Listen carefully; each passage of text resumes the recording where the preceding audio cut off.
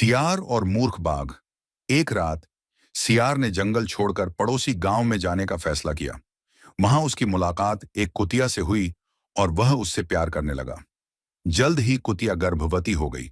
उसकी डिलीवरी की तारीख नजदीक आ रही थी और सियार का डर बढ़ता जा रहा था। इसलिए वे जंगल में चले गए जो उसे सुरक्षित लगा। उसने चेतावनी दी कि गांव के लोग शावकों को ले जा सकते हैं।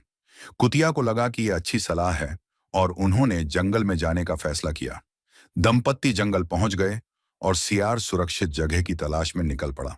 उसे एक बाघ की सुनसान माद मिली और उसे लगा कि यह गुफा शावकों के लिए एक आदर्श आश्रय है।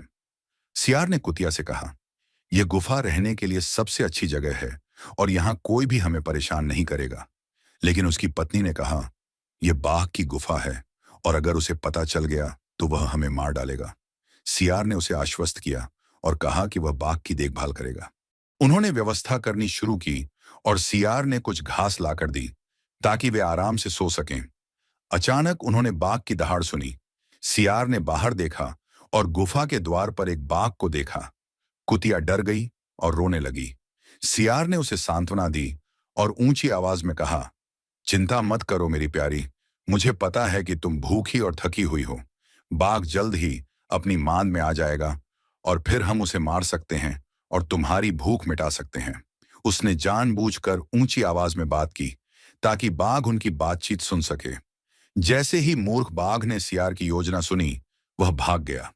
उसने सोचा कि उसकी मांद में दो जंगली जानवर हैं जो उसे मारने और खाने के लिए इंतजार कर रहे हैं।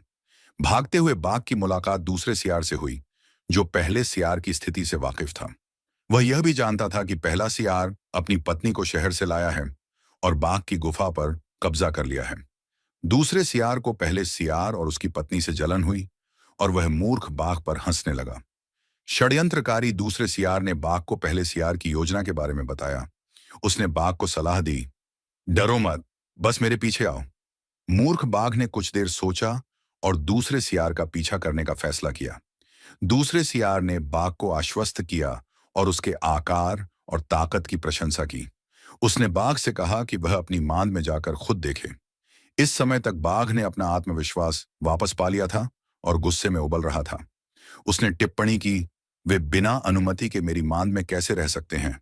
मैं उन्हें बाहर निकालकर मार डालूंगा। यह सुनकर दूसरा सियार खुश हो गया। जल्द ही वे बाघ की मांद में पहुंच गए। पहले सियार ने देखा कि बाघ अपने दुश्मन दूसरे सियार के साथ मांद में वापस आ गया है। पहला सियार बाघ और दूसरे सियार दोनों से अधिक चतुर था। वह ऊंची आवाज में बोला, चिंता मत करो मेरे प्यारे, मेरा एक साथी बाघ को वापस ले आया है। मेरे साथी जंगल में छिपे हुए हैं। इस बार वे उसे जरूर पकड़ लेंगे। वह हमारे जाल में फंस गया है और उसका मांस हमें कुछ समय तक चलेगा। इससे तुम्हें अपनी जान बचाने के लिए ऊर्जा मिलेगी। बातचीत सुनकर मूर्ख बाघ, जो दूसरे सियार के समझाने पर ही वापस लौटा था, पलटकर भाग गया। वह इतनी जल्दी में था कि वह 2-3 बार गिरकर घायल हो गया। उसने दूसरे सियार पर भरोसा करने के लिए खुद को कोसा भी। दूसरा सियार बाघ के पीछे पीछे गया था और वह भी थोड़ा तनाव में था। जब बाघ आराम कर रहा था तो दूसरा सियार सावधानी से उसके पास आया और बोला, मुझे खेद है कि तुम्हें भागना पड़ा। वह एक बदमाश है और मैंने कभी नहीं सोचा था तुम इतने कायर हो।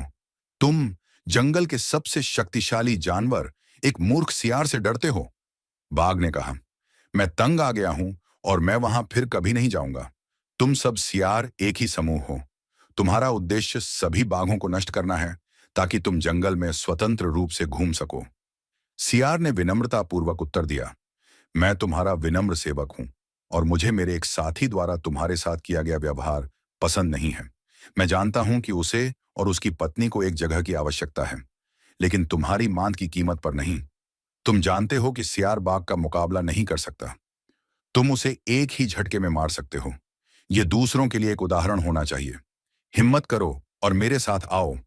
तुम मेरी पूंछ को अपनी पूंछ से बांध सकते हो ताकि अगर तुम्हें भागने की जरूरत पड़े तो मैं तुम्हें रोक लूंगा।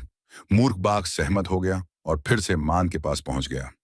कुतिया ने उनके कदमों की आवाज सुनकर डर के मारे चिल्लाना शुरू कर दिया। उसके पति ने बाहर झांका और देखा कि बाघ और दूसरा सियार आ रहे हैं। उसने अपनी पत्नी को सांत्वना दी और ऊंची आवाज में बोला, मुझे पता है कि तुम भूखी हो और इसीलिए चिल्ला रही हो। कृपया एक पल रुको। मेरा वफादार भाई मूर्ख बाघ को वापस ला रहा है। उसने उसकी पूंछ भी अपनी पूंछ से बांध दी है ताकि बाघ भाग न सके। जल्द ही तुम पूरे बाग को अपने कब्जे में ले लोगे।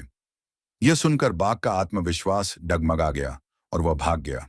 उसे लगा कि दूसरा सियार उसे धोखा देने के लिए आया है, इसलिए वह भागा और अपनी जान बचाने के लिए मुड़ा। बाघ बहुत तेजी से भागा और कई जगहों पर घायल हो गया। अंत में एक चट्टान उसके सिर पर गिरी और वह मर गया। सियार भी मर गया क्योंकि वह भी बाघ की पूंछ से बंधा हुआ था। एक बुद्धिमान और चतुर व्यक्ति बुद्धि के माध्यम से क्या कर सकता है जो शारीरिक रूप से मजबूत व्यक्ति अपनी शारीरिक शक्ति से नहीं कर सकता।